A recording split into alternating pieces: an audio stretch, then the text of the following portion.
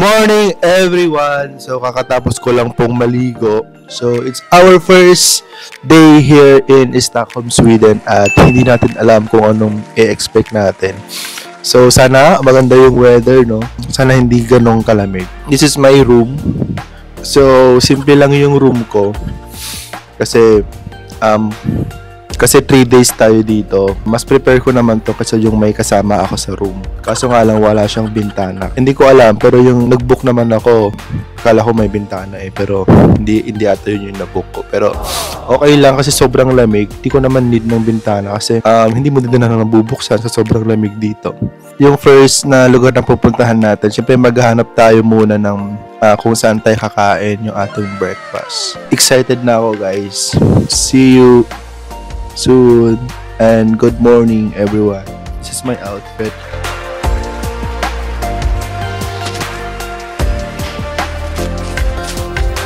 Let's explore Stockholm, Sweden.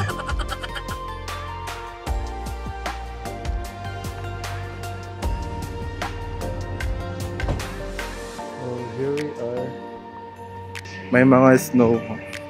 Oh, madulas yung daanan. Grabe, umusok talaga yung ano ko, oh. Umusok talaga yung bunganga ko kapag nagsasalita.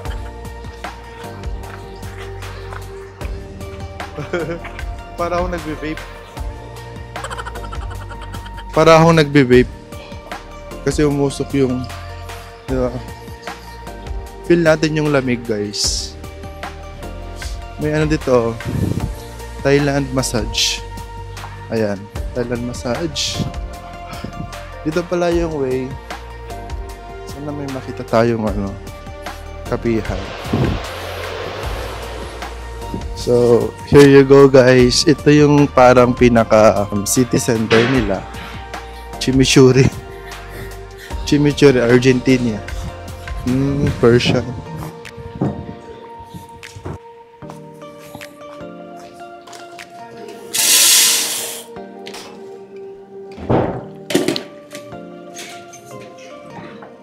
May libreng tap water yung dito sa kapihan may libreng tap water.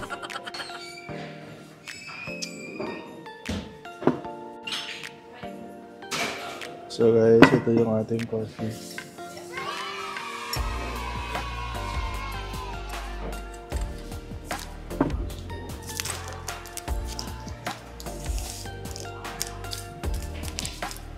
Yung price nito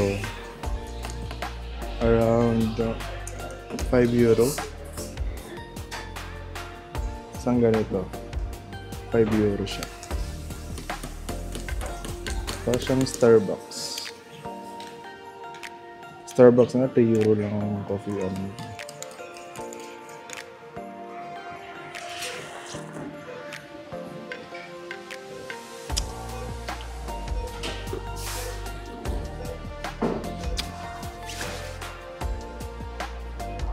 sarap.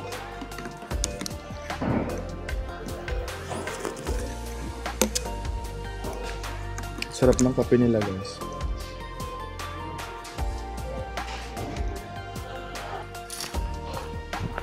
So our journey continues. Lunch 99. Yung lunch daw nila is 99 lang. So ngayon, yung pupuntahan natin is yung old town nila dito. Parang ito yung Scandinavian. Yung brand na parang famous. Kasi madami din ako nakitang ganyan sa sa Copenhagen, sa Denmark. Para siyang Primark. Wow. Ito na pala yung central station nila. Dito ako galing kahapon. Pero hindi ako dyan bumaba. I think doon ako bumaba sa kabila.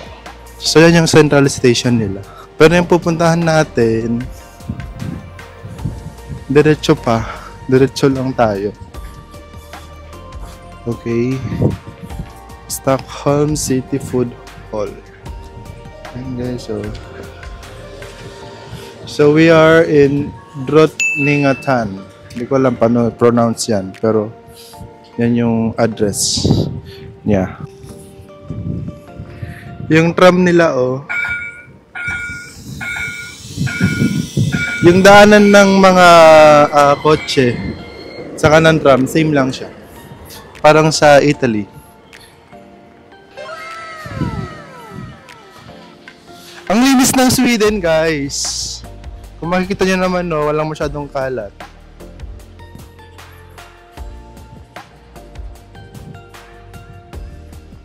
So right now, dahil naisip kong tumambay muna sa WeWork kasi may access tayo doon. So, ay, tumakbo talaga kahit naka-red na. Hindi ako taga dito, uy. Mamaya pag nahuli ako, ide-deport ako ng Pilipinas. So, hanapin natin yung WeWork. Kasi, I have a free access sa WeWork. So, yung plano ko talaga, every country na mapupuntahan ito, meron akong chance na makapag-visit sa WeWork. May IKEA dito. Alam nyo ba guys, ang IKEA or IKEA ay Swedish brand. Nakakatuwa kasi January ano na dito, January 18 na, pero Christmas pa rin. Saan yung WeWork dito? Paikot-ikot ako, dun lang pala, oh. Yun na yun. Ayun siya, number 29. Parang ang tumira dito sa Sweden, no? Para dun sa number 29. Oh.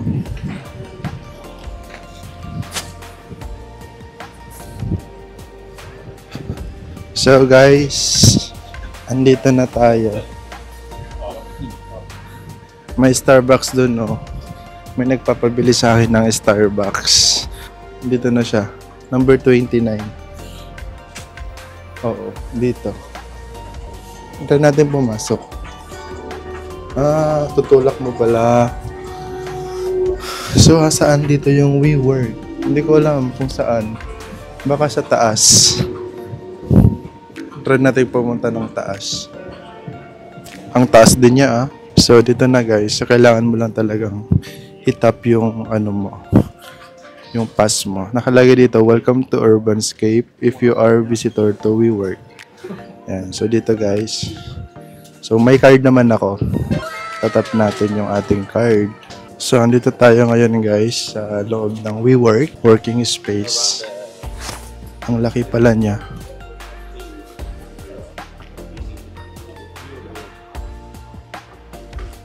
Yan.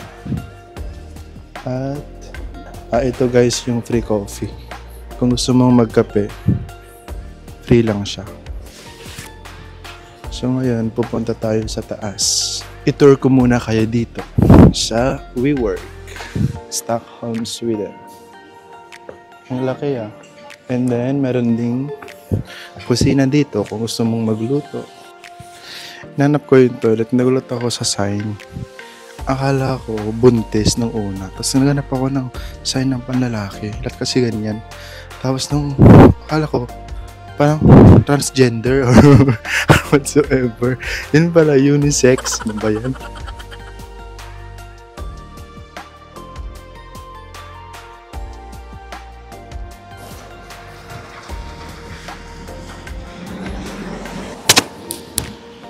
Here you go.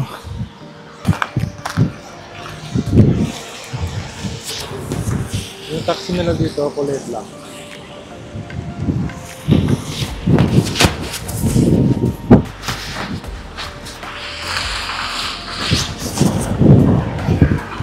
So, dito tayo ngayon sa, papunta tayo ng Gamla.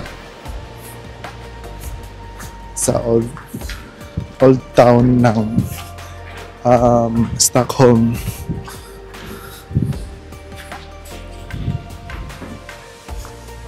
Punong-puno siya ng snow guys. So, ito. Like, this one. Ang dulas ng daanan. Kailangan talaga careful ka lang dito pag naglalakad ka. Kasi Sobrang dulas. Yung taxi nila dito. Kulay black. Thank you. Friendly naman yung mga taxi driver dito. Oh, snow everywhere guys. So, madulas talaga siya. Grabe, nakakatakot yung ano, yung river. Guys, mag-alauna pa lang ng tanghali. Pero magsa-sunset na dito. So, kailangan talaga, kapag namasyal ka dito, kailangan mong gumising ng maaga. Oh no. Kasi, kapag hindi ka gumising ng maaga, hindi mo maabutan yung araw. Tingnan nyo, oh. Ano to? Ay, park. Park siya. Napakadulas talaga ng snow. Yun, oh, ang ganda.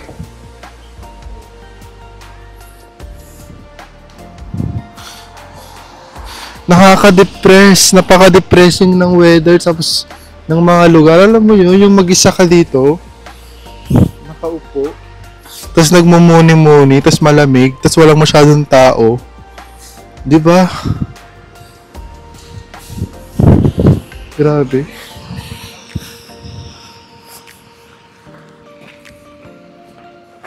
Ayan.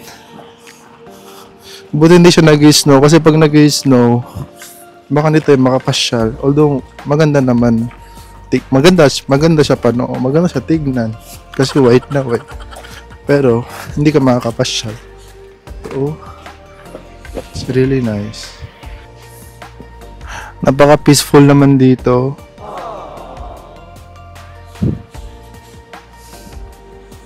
Ang sarap tumambay, napaka-peaceful. Ano nyo, oh. Kaya kailangan talaga pagpunta mo dito, prepared ka ng shoes. Kasi madulas yung daanan. Pwede ka mag-ano, maglaro-laro lang tayo.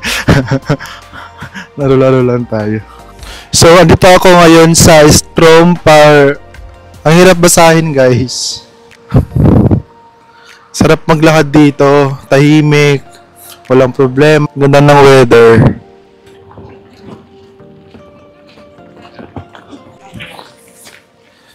Ito guys, yung old town ng Stockholm. Ito mga souvenirs. Yan yung ano ng Stockholm mo, yung flag nila. Actually, lahat ng mga flag ng Scandinavian country, parang same lang. Parang ito. Denmark, Sweden. And then, yung next kong pupuntahan, ayan, yun sa Iceland. Same lang yung mga flag nila. Stockholm. Wala pa akong nakikitang mga Pilipino dito.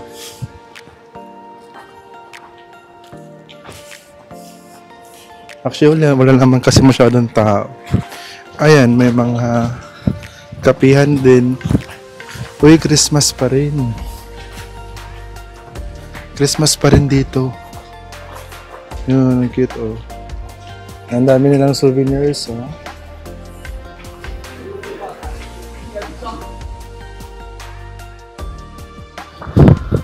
So, taran!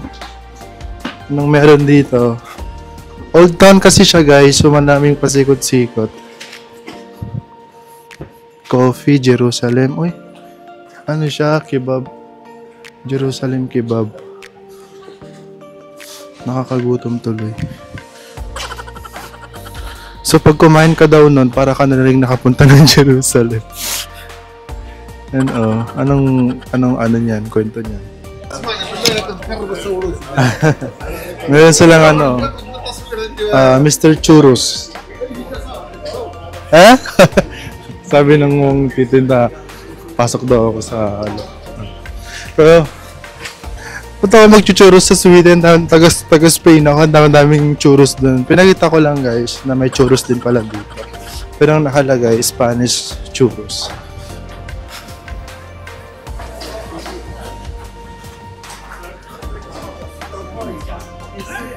Ayan, mga souvenirs.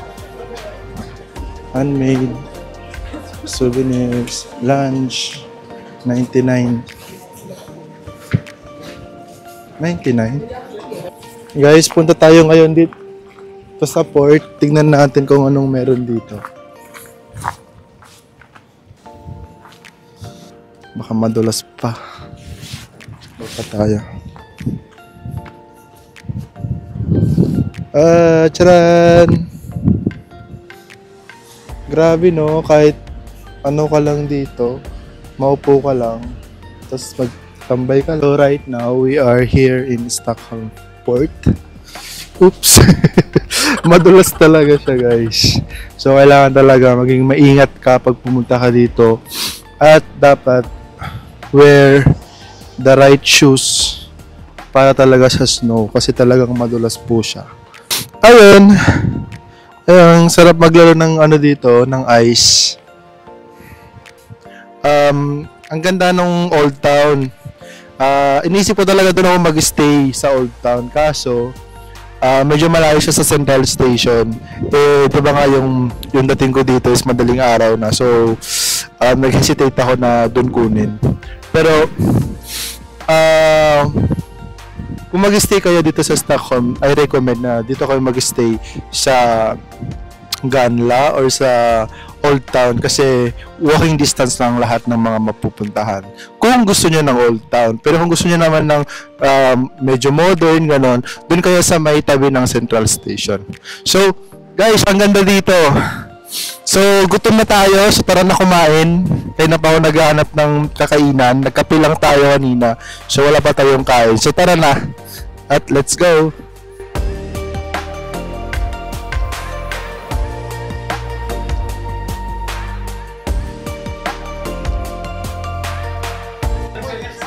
So, naghanap talaga ako ng may rice. Kasi talagang nagkikrave na ako ng rice. Ito yung nakita ko, guys. So, dito sa may old town. Hindi pa lang po anong pangalan ng noodle.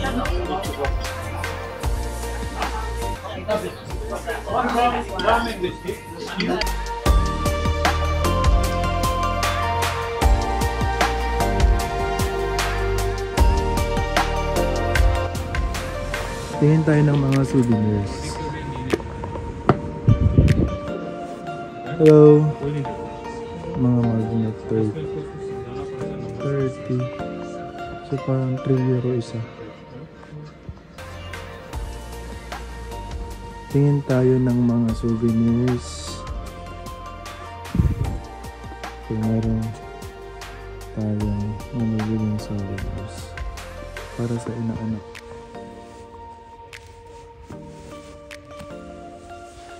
Pero mas maganda yung ano yung pang 1-year-old talaga. I mean yung pang yung tawag doon yung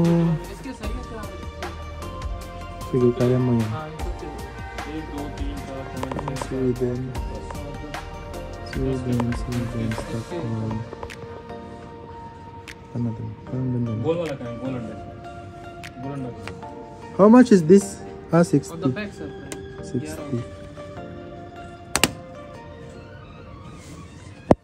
60. Guys, 4 p.m. na. Tingnan nyo, 4 p.m. ganito na yung ano dito. Yung ganito na siya pag 4 p.m. Parang na siyang gabi. Hindi ba?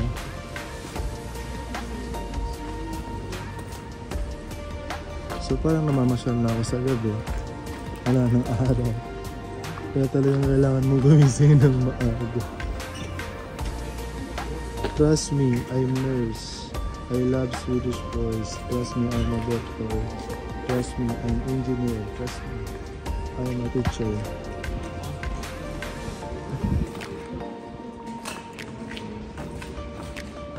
Trust me.